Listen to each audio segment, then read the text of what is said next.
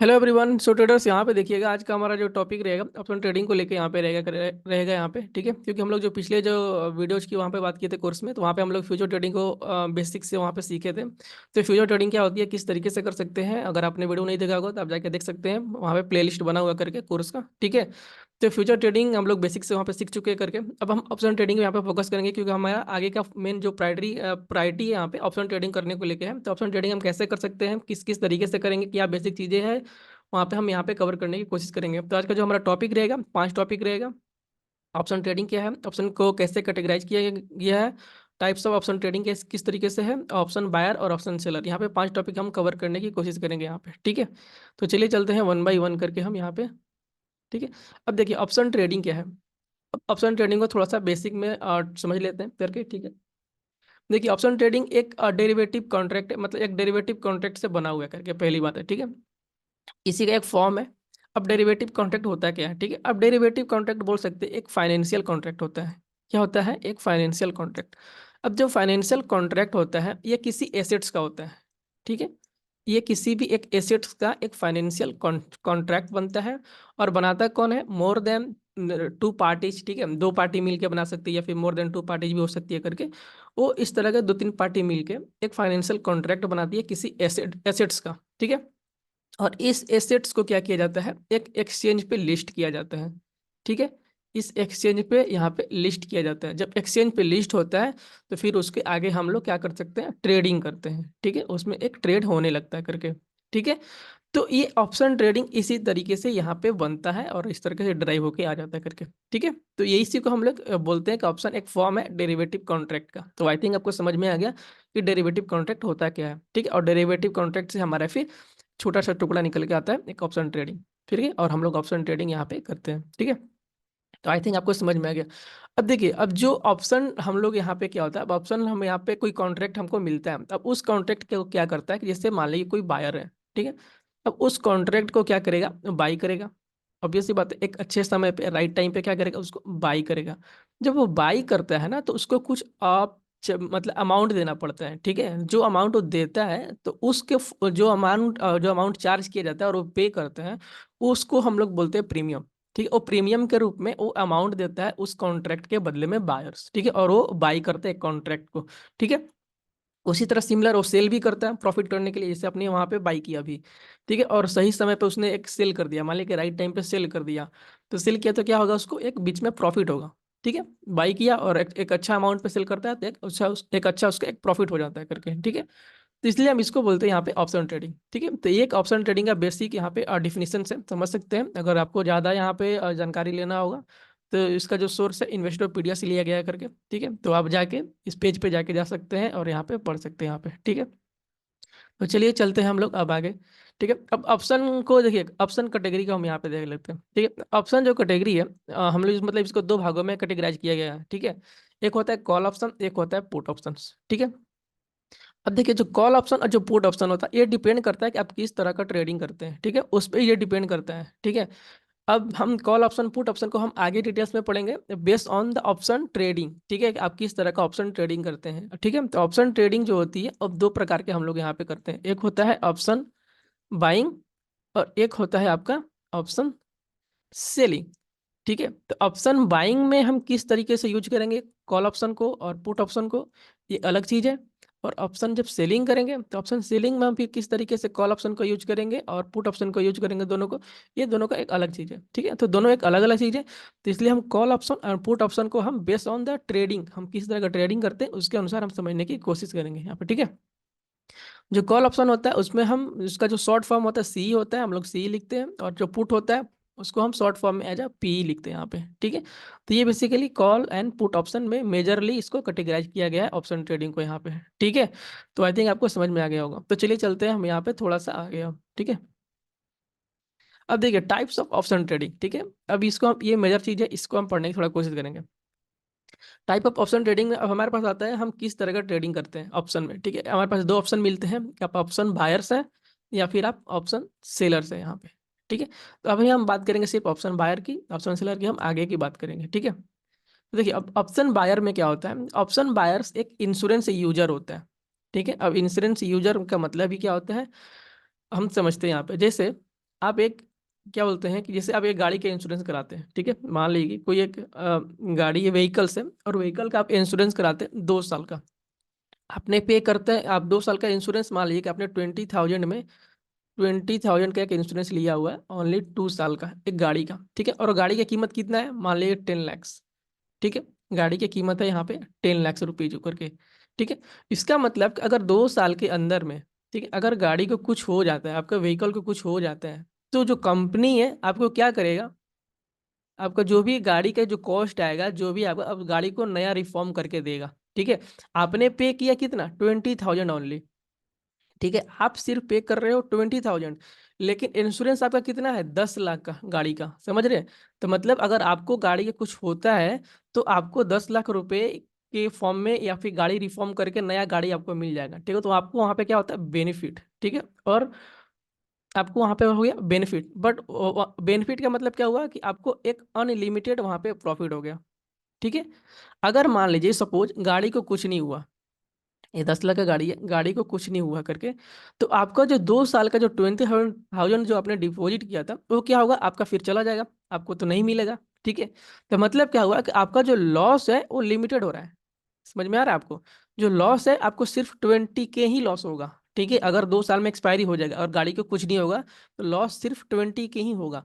लेकिन अगर गाड़ी को कुछ हो जाता है करके, और 2 साल के अंदर अंदर ही करके, तो आपको 20,000 की इन्वेस्टमेंट में ही आपका रिटर्न 10 लाख से भी, 10 लाख, मोर देन 20 लाख, 30 लाख, कुछ जितना भी अगर आपको लगाना पड़ेगा, कंपनी लगाना पड़ेगा, वो कंपनी लगा के आपको वहां पे करेगा, ठीक है, क्योंकि आपने उसका इंश्योरेंस लिया है व्हीकल का। तो इसका मतलब क्या होता है कि जो ऑप्शन बायर्स होते हैं उनको क्या होता है, एक लिमिटेड लॉस होता है, एक अनलिमिटेड प्रॉफिट होता है, ठीक है। तो आई थिंक आपको समझ में आ गया, ठीक है। तो इसीलिए हम ऑप्शन बायर को बोलते हैं इंश्योरेंस एक यूजर होता है करके, ठीक है। इंश्योरेंस यूजर क्या होता है कि उसको जो लॉस होता है लिमिटेड मिलता है, लेकिन प्रॉफिट क्या होता है, एक अनलिमिटेड होता है, ठीक है। अब हम एक एग्जाम्पल की यहाँ पे बात करते हैं, ठीक है। जैसे आपने 12 रुपए पे कोई चीज बाई किया है, ठीक है, 12 रुपए पे बाई किया हुआ करके, ठीक है। और 12 रुपए से ऊपर जाने की प्रोबेबिलिटी क्या है, अनडिफाइंड, ठीक है, इनडिफिनिट। मतलब आपका ऊपर जाने की प्रोबेबिलिटी बहुत है, अनडिफिनिट है, मतलब क्या है, आपका प्रॉफिट क्या है, अनलिमिटेड है, ठीक है। लेकिन 12 रुपए से अगर मार्केट नीचे जाएगा, नीचे कहाँ तक जाएगा, इसका एक लिमिट कितना है, 0, क्योंकि 12 के बाद यहाँ पे नीचे सबसे जाएगा तो 0 सबसे मैक्स हो जाएगा, 0 के नीचे मार्केट नहीं जाएगा यहाँ पे। जब 0 जाएगा तो वहीं पे आपका क्या हो जाएगा, कैपिटल खत्म हो जाएगा, कैपिटल वनाइस हो जाएगा यहाँ पे। तो मतलब 12 रुपए से 0 तक जाने में आपका क्या है, लॉस लिमिटेड है, ठीक है, लॉस क्या है आपका, लिमिटेड है। लेकिन प्रॉफिट क्या है, 12 से ऊपर जाने की अनलिमिटेड है, मतलब प्रॉफिट क्या है, अनलिमिटेड। तो ऑप्शन बायर्स क्या होता है कि ऑप्शन बायर के पास एक लिमिटेड लॉस होता है, और प्रॉफिट क्या होता है, एक अनलिमिटेड होता है करके, ठीक है। उसी को एज एग्जांपल के तौर पे हम यहाँ पे बोल सकते हैं कि ऑप्शन बायर क्या होता है, इंश्योरेंस यूजर होता है यहाँ पे, ठीक है। अब यहाँ पे हम ऑप्शन सेलर को थोड़ा सा देख लेते हैं करके। ऑप्शन सेलर क्या होता है, एक इंश्योरेंस कंपनी होता है यहाँ पे, ठीक है। इंश्योरेंस कंपनी का क्या होता है, जैसे सेम एग्जांपल देते हैं, जैसे 2 साल का आपने 20K का एक व्हीकल इंश्योरेंस लिया है, ठीक है। मान लीजिए कि आपका गाड़ी की कीमत है, मान लीजिए गाड़ी की कीमत है 10 लाख, ठीक है।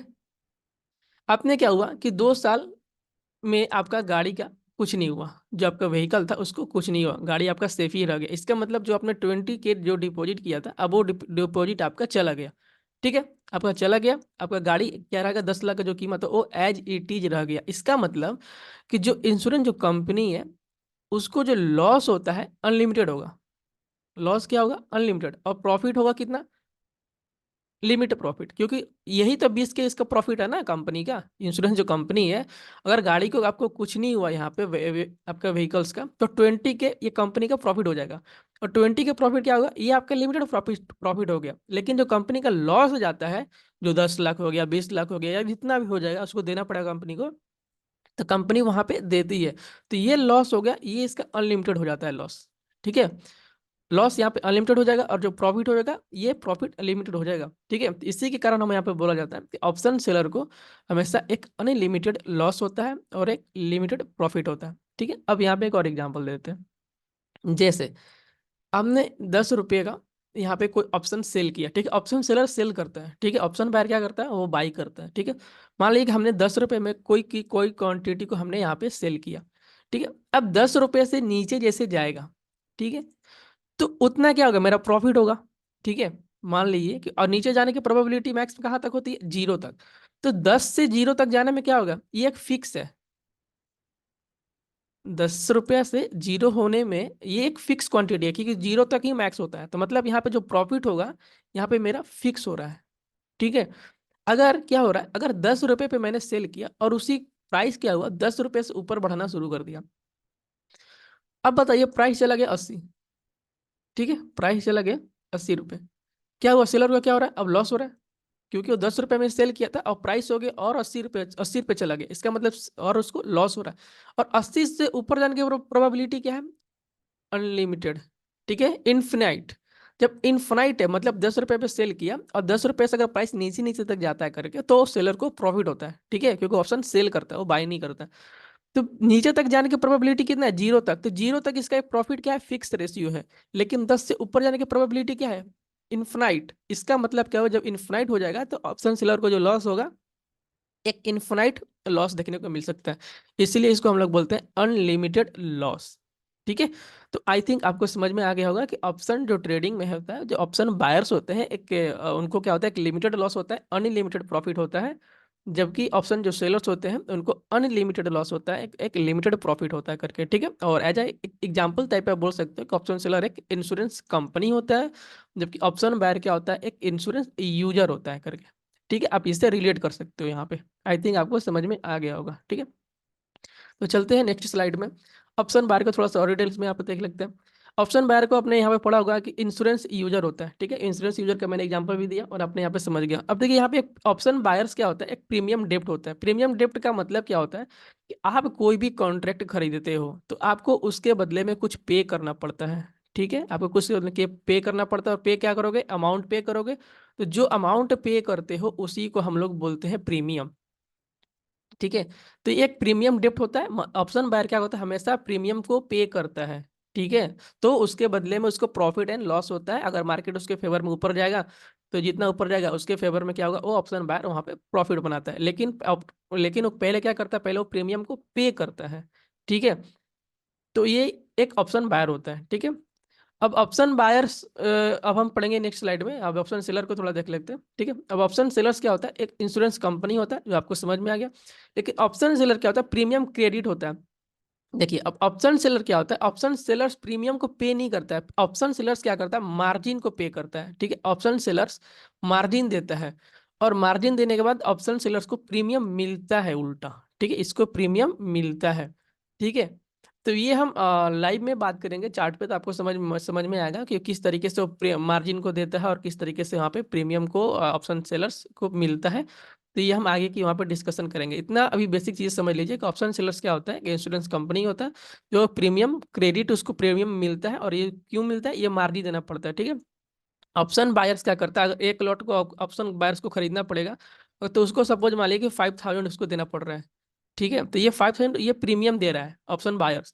लेकिन अगर इसी एक लॉट को अगर सेल करना होगा, तो ऑप्शन सेलर को पता है प्रीमियम नहीं पे करना पड़ेगा, इसको देना पड़ता है मार्जिन, और ये मार्जिन होता है 1 लाख। ठीक है, 1 लाख देना पड़ेगा। तो ये 1 लाख रुपए यही मार्जिन होता है। ठीक है, ऑप्शन सेलिंग में यही डिफरेंस है कि आपको 1 लाख रुपए पे करना पड़ता है वन लॉट का। जबकि जब ऑप्शन बायर होते हैं तो आपको 1 लॉट पे करना पड़ता है। सिर्फ बाई करने का 5,000 रुपये बाई करना आपको लगेगा यहाँ पे ऑप्शन बाइंग में। तो एक ह्यूज डिफरेंस हो जाता है करके। तो यहाँ पे प्रीमियम पे करते हैं और यहाँ पे मार्जिन पे करना पड़ता है ऑप्शन सेलर्स में। ठीक है, तो आई थिंक आपको टोटल क्लियर हो गया होगा ऑप्शन बायर्स और ऑप्शन सेलर्स करके। ठीक है, तो हम फिर मिलते हैं अगले टॉपिक्स में। ठीक है, तो तब तक के लिए till then goodbye and thank you for watching. Give your love and support. और कैसा लगा होगा कंटेंट, तो प्लीज़ सपोर्ट कीजिएगा और बताइएगा यहाँ पे। ठीक है, और अगला टॉपिक है हमारा यहाँ पे लिखा हुआ करके, तो हम मिलेंगे अपना नेक्स्ट टॉपिक में। ठीक है, तो थैंक यू।